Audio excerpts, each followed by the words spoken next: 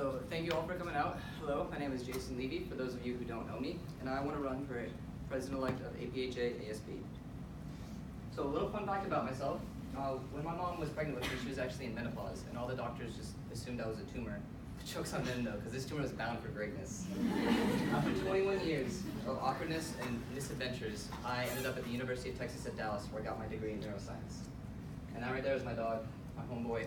He's got me through so much. He's literally my rock, my sanity when it comes to pharmacy school. I love that dog so much. So why APhA? Why do I want to be president-elect? I actually wanted to join this organization before I even came to UHCOP. My former pharmacist was a part of APhA and told me all these stories about the impact she had through patient education as well as outreach and the advocacy she had. And that really inspired me to want to come see what this was all about. But when I got here, I was just overwhelmed by all the organizations. I didn't even know where to start. Luckily though, all the different officers and members came out to me. They found me amongst all the fish that had just started, and they introduced me to the operations and initiatives that this organization has to offer. But what really sealed the deal for me was the passion that each of them brought to the table. They are willing to do whatever they can to go above and beyond to increase their operation more so than the last year, and I love to see that passion. So what makes me qualified is I went above and beyond the duties of a P1 liaison when it came to the food.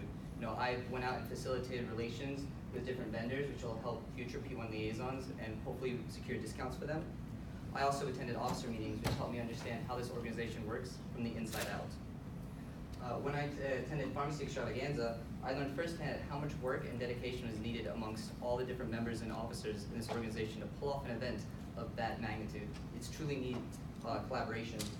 And I also learned that it's important to advocate on the patient level, because when I was there, I was just flabbergasted at the amount of people that didn't know what a pharmacist could really do.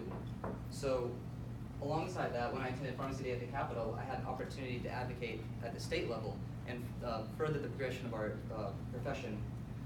This also gave me the opportunity to write an article for the TSHP Journal, which also helped increase our recognition.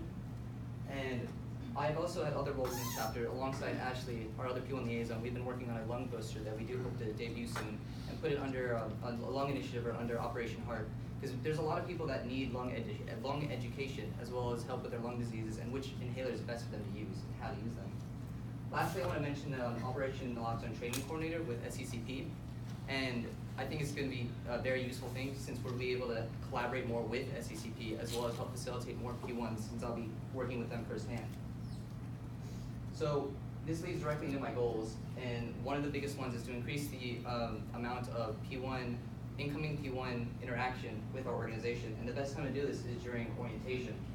And this ensures the posterity of our organization, because when we leave, we want people to continue the traditions that we've set forth.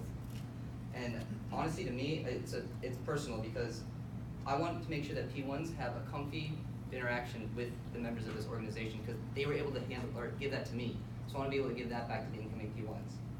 I also want to increase member participation through committees, specifically having the operation chairs maybe debrief their committee members before meetings or even through Slack to be able to let everyone on their committee know what's going on at all times, as well as delegating specific roles to P1s so they feel like they have more interaction and integration into the organization and that operation specifically. One big thing I want to try is having the operation chairs come up during the meetings and talk about their specific part, because they're the ones that are putting on those events. They're the ones that are dedicated and passionate about them. They're the ones that can help get people out and get people energized about these events. And lastly, I want to also have more inter-chapter events with smaller campuses or smaller chapters like TSU and UNT. We can help exchange ideas, kickstart smaller operations, as well as have joint workshops via conference calls, like for the Sparks, for example. So lastly, I want to go into one last conclusion here. Looking back at what Casey and Hannah have done for this organization, what they've achieved, what they've established, I truly have some large shoes to fill. But if I'm elected as your president-elect of APhA-ASP, I promise to continue the legacy set forth by our predecessors, strive to continue and maintain our national recognition, be an advocate for each and every one of our members, and put APhA-ASP first and foremost on no matter what circumstance it may be. I really am excited to embrace my calling, and I thank you all for giving me the opportunity to speak in front of you. Thank you.